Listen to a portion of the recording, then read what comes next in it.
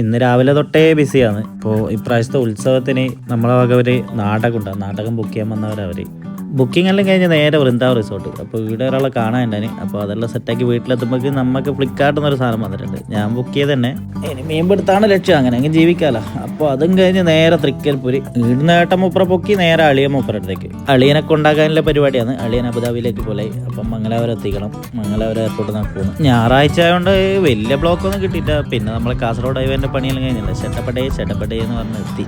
ചായ കുടിക്കാൻ വേണ്ടി നിർത്തിയാണ്, പക്ഷെ ഭയങ്കര തിരക്ക്. അതുകൊണ്ട് എല്ലാം വാങ്ങി വണ്ടി കയറ്റി വണ്ടിയിൽ നിന്ന് കഴിച്ച്. അപ്പോൾ ചെക്കനെ ഇവിടെ ആക്കിയിട്ടുണ്ട്. ടാറ്റയിൽ നിന്ന് വേഗം ഇറങ്ങി ഓടുന്നുണ്ട്. അപ്പോൾ കാണുന്ന അറബികളോടെല്ലാം എൻ്റെ അന്വേഷണം പറയാൻ പറഞ്ഞു. അതുകൊണ്ടാണ് ഉള്ളിലേക്ക് പോകുന്നത് വരെ നമ്മളിങ്ങനെ നോക്കി നിന്ന്. ഉള്ളിലെത്തിയാൽ പിന്നെ നമുക്കൊന്നും ചെയ്യാനില്ലല്ലോ. അപ്പം നമ്മ നേരെ വീട്ടിലേക്ക്.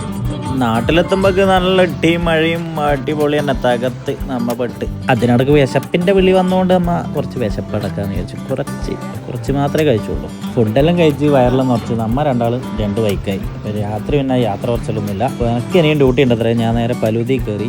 നമ്മളെ പൊണ്ടാട്ടീൻ്റെ പിറന്നാളാണ്. അപ്പോൾ 12 മണിക്ക് കേക്കെല്ലാം കൊടുത്ത് വിഷയമാണെന്നാണ് എൻ്റെ ഉദ്ദേശം. എല്ലാം കൊണ്ട് എൻ്റെ ടൈമിങ് കറക്റ്റ് ആയതുകൊണ്ട് കറക്റ്റ് 12 മണിക്ക് ഞാൻ വീട്ടിലെത്തി. ഈ കേക്ക് പ്രതീക്ഷിച്ചിട്ടാണെന്നാണ് അവൾ പറയുന്നത്. 12 മണിയല്ലേ, എന്നെ ചീത്ത പറയാൻ വേണ്ടി നിൽക്കുക രാത്രി ആയില്ലേ. അപ്പോൾ കേക്കില്ലോണ്ട് ഞാൻ രക്ഷപ്പെട്ടു.